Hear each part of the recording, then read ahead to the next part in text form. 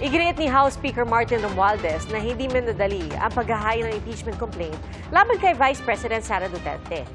Ang minadalian niya ay ang paglilibing nito. Hati naman ng mga senador kung patay na nga ba ang reklamo o kung pwede pa itong buhayin. Saksi, si Sandra Aguinaldo. Justice for the people! Justice! Justice for the people! Protesta ang isinalubong ng iba't ibang grupo.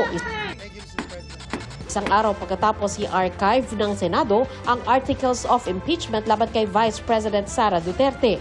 19 na senador ang bumoto pabor dito, kabilang si Senate President Cheese Escudero. Let history, Mr. President, record that in this moment, we chose the Constitution.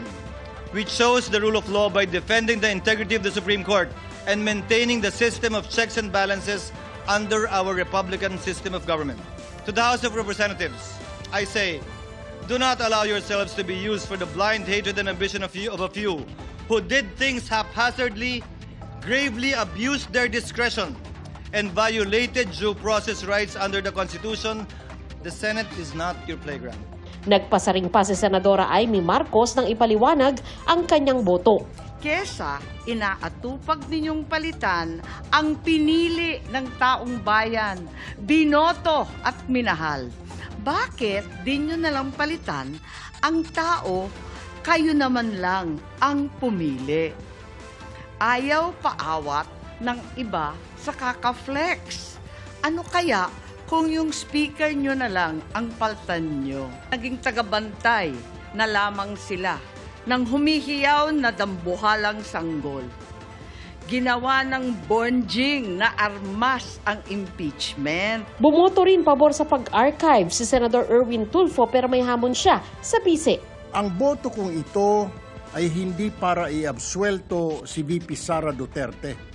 Kung tunay po na walang kasalanan si VP Duterte, dapat siya mismo ang manguna sa pagbubukas ng lahat ng dokumento, paggamit ng budget at mga hakbangin niya bilang pangalawang Pangulo at kalihim ng DepEd. Walang dahilan para umiwas kung malinis po ang konsensya. 4 naman ang hindi pumabor na i-archive ito. Sina Senate Minority Leader Tito Soto, Senadora Riza Ontiveros at mga miyembro ng mayorya na sina Senador Kiko Pangilinan at Senador Bam Aquino. Anything that will make it easier for a public officer to evade accountability should be opposed. Ma-dismiss man natin ngayon o ma-archive ang Articles of Impeachment, mas mahirap i-dismiss o i-archive ang daing ng mga tao sa pananagutan at katarungan.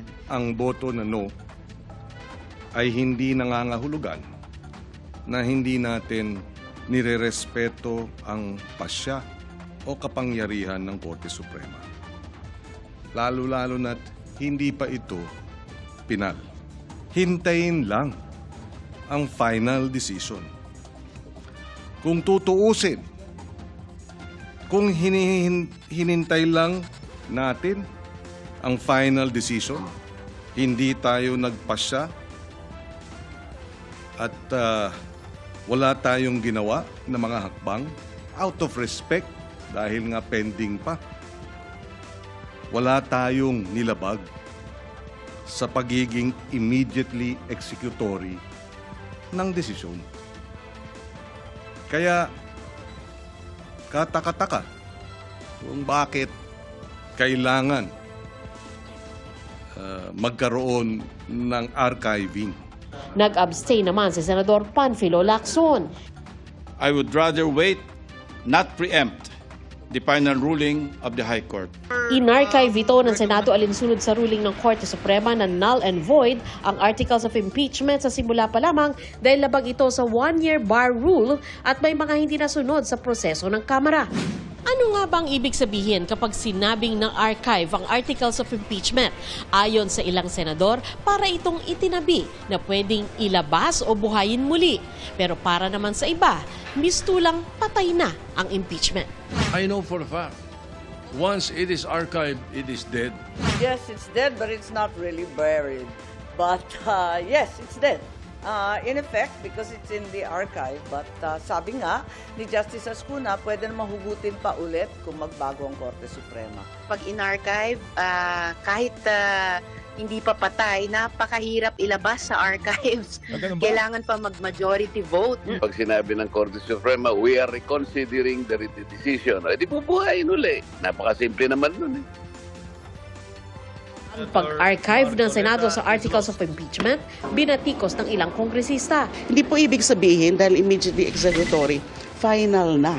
Kasi nga, meron pang motion for reconsideration. Nakakahiya ang desisyon ng Senado. They chose to surrender their independence and willfully abandon their constitutional mandate. Today, the Senate decided to become a Duterte Senate. These senators will go down in our Philippine history as cowards, no? Mga senaduwag. Tinawag naman ni House Speaker Martin Romualdez na paglilibing ang naging hakbang ng senador. Hindi raw ang paghahain ng impeachment ang minadali, kundi ang paglilibing nito. Ayon kay Romualdez, aktibo pa ang kaso at hiningan pa ng korte ang mga respondent na kanilang tugon sa motion for reconsideration na inihain ng Kamara. Pagpuna pa ni Romualdez, binato raw sila ng mga personal na pag-atake at akusasyon at pangmamaliit sa kanilang constitutional duty para palabasing paglalaro lang ito sa kapangyarihan. Hindi lang daw ito unfair, kundi mapanganib din dahil pinahihina nito ang tiwala ng publiko sa checks and balances sa isang demokrasya.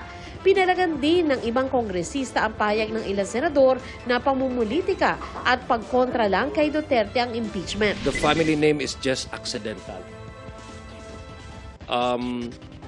Alam po natin yan at kailangan po as public officers, we need to make ourselves accountable. Ano nga ba ang susunod na hakbang ng Kamara? Antayin po muna natin ang resulta ng MR. Para sa amin, hindi pa po tapos yung laban. Tuloy rin daw ang paghahanda ng kampo ng bise. Kinahanglan pangandaman ang tanan nga posibleng mahitabo. So possibly, wala ta kabalo, 2026, 2027, 2028, na ay mga mag-file na po og impeachment. That will be another opportunity to answer. Ayon sa bise, kailangang respetuhin ang desisyon ng Senado. Kung mauna ang desisyon sa majority sa members of the Senate, everyone must follow and respect that decision of the Senate. Para sa GMA Integrated News, ako si Sandra Aguinaldo, ang inyong saksi. Sa state visit sa India ni Pangulong Bongbong Marcos, nakipagpulong siya sa mga negosyante at kumpanya sa larangan ng kalusugan at teknolohiya. Tinanong din siya ukol sa usapin ng impeachment laban kay Vice President Sara Duterte. At mula sa India, saksi live si Salima Refra. Salima? Pia, namaskar dyan sa inyo sa Pilipinas. Alas 8 na nga ng gabi dito sa Bengaluru sa India kung saan pinagpapatuloy ni Pangulong Bongbong Marcos ang kanyang state visit dito sa India. Kanina, pinulungan niya ang business community dito sa tinaguriang Silicon Valley ng India. Sa panayam ng Indian program na First Post, tinanong ang Pangulong Bongbong Marcos kung suportado ba niya ang impeachment ni Vice President Sara Duterte. Your relationship with the Vice President, Sara Duterte, I know you've refused to comment on the impeachment process, so let me ask you point blank, do you support the removal? I've not refused to comment on the impeachment process. I've just said, I've made it very clear that the executive, the president, has very little role to play in that process. So we are of course very interested parties, very interested observers, but it doesn't go beyond that. Tinanong rin ng Pangulo kung naniniwala siyang may kakayanan si VP Duterte na isagawa ang isang assassination plot laban sa kanya. The charge against her to hatch an assassination plot, you worked with her. Do you think she's capable of something like that? I don't know. But I'm really not in a position to say what that's about. But you have to be careful. But then, in my position, there always is some kind of threat. And we take them all very seriously. Sa harap naman ng mga negosyante, mambabatas, akademya at mga miyembro ng Observer Research Foundation sa New Delhi, sinabi ng Pangulo na may mga pilit na pinapalabnawang usapin ng agawan ng teritoryo sa South China Sea. The complex issue of competing claims in the South China Sea has for years been unfortunately and simplistically reduced to the South China Sea disputes, as if claims were all equal. They are not. Walang tinukoy na bansa o personalidad ng Pangulo, pero gumagamit raw ito ng maling impormasyon at nagpapalaganap ng sariling naratibo. Ayon pa sa Pangulo, kailangan raw naaayon ang mga claim o pag-aangking ito sa itinakda ng international law, tulad na lang ng sa UNCLOS at sa 2016 arbitral ruling. Such misinformation or inaccurate narratives distract us from calling out illegal and unlawful actions for what they are: violations of international law. There are those who seek to discredit international legal procedures and dismiss binding rulings to cloak opaque claims with a semblance of legitimacy. Malaki ang maiaambag ng ugnayan ng Pilipinas at India rito. Bago tumulak pa India, nagtapos ang Joint Maritime Cooperation Drills ng Pilipinas at India sa West Philippine Sea at South China Sea. Lumipad naman ang Pangulo at ang kanyang delegasyon pa Bengaluru o Silicon Valley ng India para sa bahagi ng kanyang state visit sa India. Agad sumabak ang Pangulo sa mga pulong sa mga negosyante at mga kumpanya sa larangan ng teknolohiya, kalusugan at pharmaceuticals. Samantala, humarap rin ang Pangulo at ilang miyembro ng kanyang gabinete sa Philippines-India Business Forum.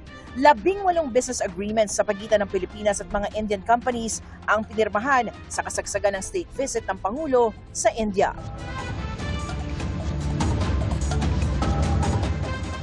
Pia, sa mga oras nga na ito ay dumadalo ang Pangulo sa isang pulong kasama ang gobernador ng Karnataka. Ito yung estadong nakakasakop dito sa Bengaluru. Agad yang susundan ng isang dinner banquet na inihanda para sa kanya. At live mula nga dito sa Bengaluru sa India at para sa GMA Integrated News, ako si Salima Refra ng inyong saksi. Naniniwala ang ilang eksperto sa constitutional law na pwede nga buhayin ang impeachment complaint na in-archive ng Senado. Pero ipinunto rin ng ilang legal expert ang mga question sa desisyon ng Korte Suprema na unconstitutional ang impeachment complaint. Saksi, si Mark Salazar. Ngayong in-archive na ng Senado ang impeachment complaint, ano ang mangyayari kung katigan ng Korte Suprema ang motion for reconsideration at payagan ng paglilitis kay Vice President Sara Duterte? Tinanong namin ang mga eksperto sa constitutional law. The Senate can always retrieve the articles from the archives. It is without prejudice to bringing it back if necessary. Natutulog siya ng deep sleep siya ngayon sa Senado hanggang buhayin siya ng isang tama na motion. Pero may ibang punto si Attorney Christian Monsod, isa sa mga framers ng 1987 Constitution. Tinukoy niya ang mismong desisyon ng Korte Suprema kung saan nang i-archive ng Kamara ang 3 naunang impeachment complaint, itinuring ito ng Korte na dismissed. Sabi ng Supreme Court, pag in-archive, it amounts to a dismissal. Well, I don't know what they said, but if you follow the Supreme Court decision, Supreme Court said that when it was archived, it amounted to a dismissal of the charges. At kung paninindigan naman ng Korte Suprema ang desisyon nitong unconstitutional ang impeachment complaint laban sa bise, mukhang refiling po ang susunod na mangyayari sa House of Representatives. Whatever is the ruling, final ruling of the court, I would say we should abide by it because that is part of the law of the land and that is our system. Kung ano man ang magiging pasya ng Supreme Court, may mga kwestiyon sa tila butas umano sa desisyon. Una, paano daw nasabi ng Korte Suprema na nalabag ang 1-year ban nang iakyat ng Kamara sa Senado ang 4th impeachment complaint matapos nilang i-archive ang 3 naunang complaints? Malinaw kasi na inunang desisyonan ng House yung 4th complaint bago pa nila dinesisyon na naman yung 3 pa na complaint. Paano yun maging bar dun sa pang-4 na complaint? Nauna ngang inaksyonan ng House through a plenary vote yung pang-4 na complaint. So yung logic medyo questionable na. Isa pang tanong, maituturing bang initiated ang 3 naunang complaint kahit hindi ito na-refer sa isang House committee? Sabi ni retired Associate Justice Adolf Ascuna, binago ng kasalukuyang Supreme Court ang naunang interpretasyon na initiated o nasimula ng isang impeachment proceeding kung ito ay na-refer na sa isang komite. The interpretation we gave in Francisco versus House is the one that was modified in the present case. Because in the present case, Supreme Court said that the 3 complaints were initiated even if they were not referred to the committee because they were archived, and later on with the lapse of the 19th Congress, they were terminated and dismissed. Sa ibang parte ng SC decision, hinahanapan din ng due process ang Kamara dahil hindi raw pinasagot muna si Vice President Sara bago inakyat sa Senado ang complaint. Isa raw itong bagong kondisyon ayon kay Monsod. When the Supreme Court decision came in with these new conditions, ngayon sasabihin ng mga senador, hindi nag-comply ang House. Of course, they did not comply because it was non-existent at the time. Walang shortcoming yung House. Kung ano man daw ang desisyon ng Korte, mahalagang natalakay ito ng komprehensibo at naipaliwanag ng husto sa publiko. Hindi nagsagawa ang Supreme Court ng oral arguments. Sana mayroong oral argument dito sa MR upang mapaliwanag sa ating mga kababayan kung ano talaga ang dahilan na hindi pwede itong kasalukuyang articles at ito ay medyo pumasok dun sa 1-year ban. Bakit? Bakit na ban yan na hindi naman re-refer sa committee? Bigyan ng pagkakataon ng House to hear their side in an oral argument kung bakit hindi pa initiated dito by the time they adopted their own complaint, hindi pa initiated itong 3. Para sa GMA Integrated News, ako si Mark Salazar, ang inyong saksi. Nagpaulan at nagpabaha na ang low-pressure area sa ilang bahagi ng Northern Luzon. Sa boundary naman ng Valenzuela at Bulacan, tuloy ang paglilinis para hindi maulit ang matinding pagbaha sa North Luzon Expressway. Saksi, si Oscar Oida. Malakas na buhos ng ulan at mataas na baha ang tumambad sa mga residente ng San Fernando City, La Union. Abot tuhod ang baha sa ilang lugar. Malakas din ang agos ng baha sa Purok 5 sa Barangay Sevilla. Kaya ang ilang sasakyan, dahan-dahan sa pag-usad. Sa bayan ng Bagao, Cagayan, umapaw ang tubig sa Bagunot-Ibulo Bridge, kaya binaha ang Masikal Road. Halos naging magdamag yung pag-uulan, kaya yun, nakapag-accumulate yung ibang municipalities like Bagao, Enrile, Solana, ng mga accumulated rain lang or yung drainage, walang outlet. Binahari ng ilang eskwelahan sa probinsya, gaya ng Bagao, Solana, Lalo at Enrile. Nag-iwan naman ng makapal na putik ang pag-ulan sa Ilagan, Isabela.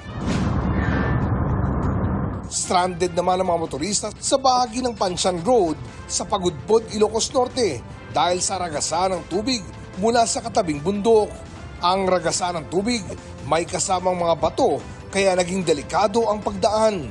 Yung nagkoconnect ng Cagayan at saka Ilocos Norte, yung Pansyan access kung tawagin natin, usually prone to landslide and flooding din po yan. Ang mga naging pag-ulan na yan ay bunsod ng binabantayang low pressure area ng Pag-asa. Sa Metro Manila naman, tuloy ang malawakang cleanup operation ng pamunuan ng Valenzuela kasama ang MMDA.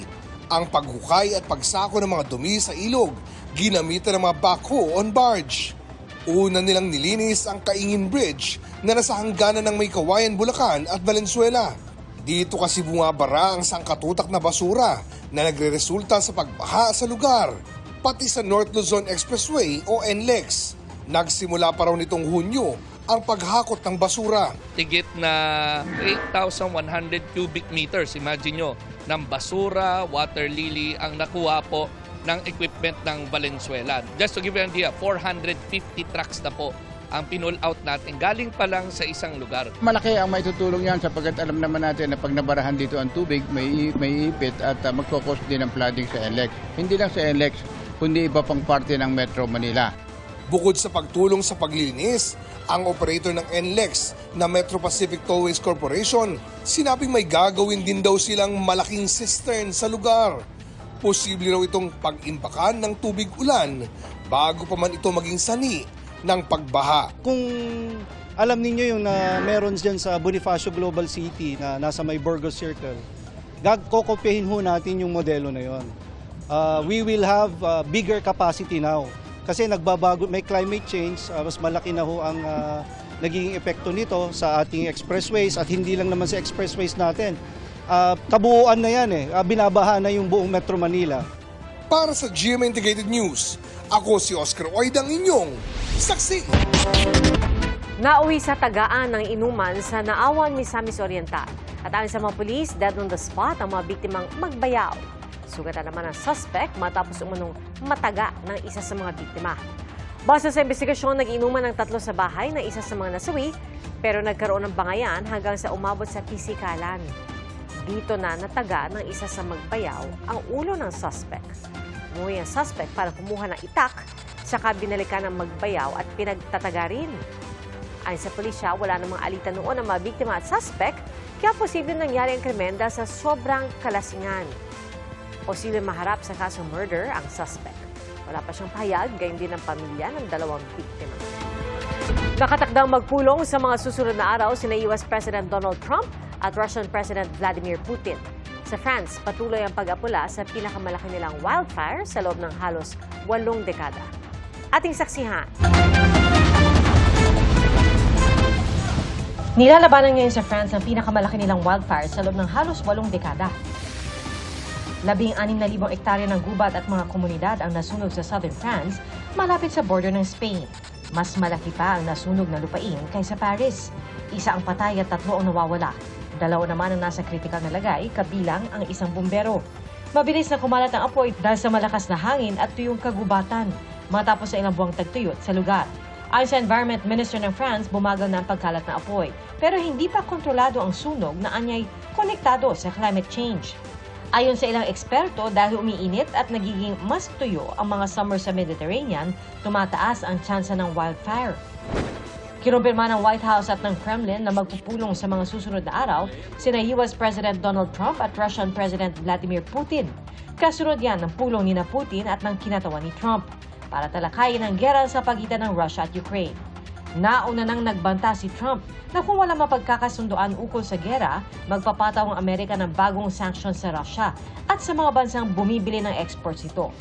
Ayon sa Kremlin, may napagkasunduan ng venue para sa pulong ni Trump at Putin bagamat di pa inaanunsyo kung saan.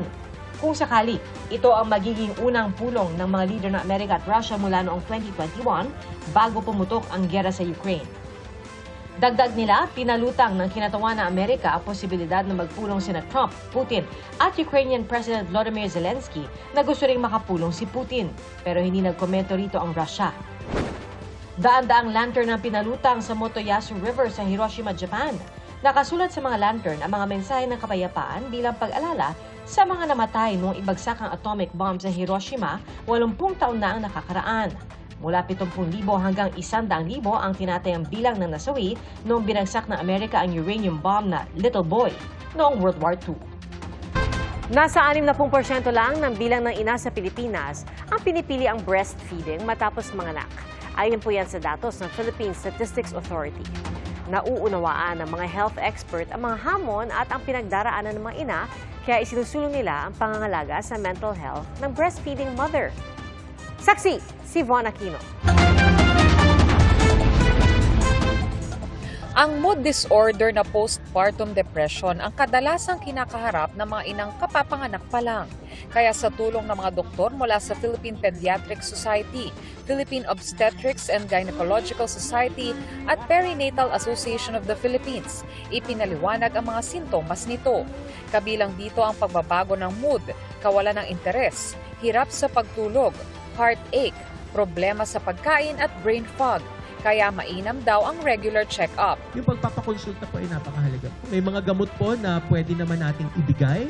Kung hindi naman po kailangan talagang maggamot, other interventions tulad po ng talk therapy. Ang postpartum blues naman, normal daw na nararanasan ng isang babae pagkatapos manganak. Pagkatapos manganak, bakit? Kasi lahat po ng hormones involved sa delivery, pati po yung expectations, anxieties, lahat ng experiences ng 9 na buwan ng pagbubuntis, pati po yung panganganak, yung stress nito. Nagbahagi naman ng kanilang karanasan ang mga breastfeeding mom. Kabilang na si Vicky Marie Milagros Roshto na may bahay ng aktor na si Jason Abalos. Something so natural na maging mahirap pala, pero sobrang fulfilling po. Yung breastfeeding talaga, yun lang yung connection na ako lang at saka yung anak ko yung meron.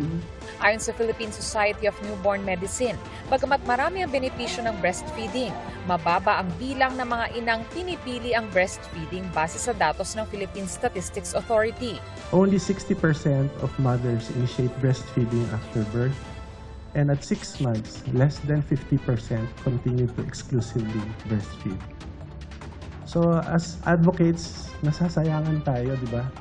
We want the best outcomes for our babies. And breastfeeding is a natural thing. It's evidence-based.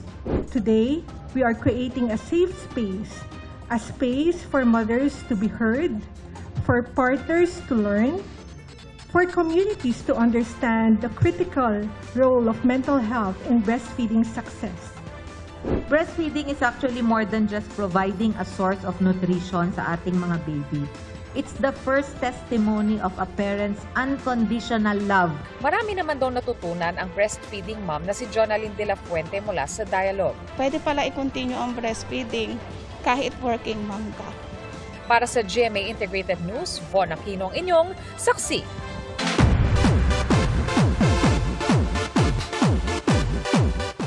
Ilang Kapuso stars ang featured sa 7 short films na Ganito Tayo Kapuso. Matalaki po ito sa 7 Filipino core values. At bibida sina Sofia Pablo at Allen Ansay sa pelikula tungkol sa pagiging mapagmalasakit sa kapwa. Pagiging makadiyos naman ang gagampanan ni Mikey Quintos. May short films din tungkol sa pagiging masayahin, maabilidad, makabayan, mapagmahal, sa pamilya, at malikhain.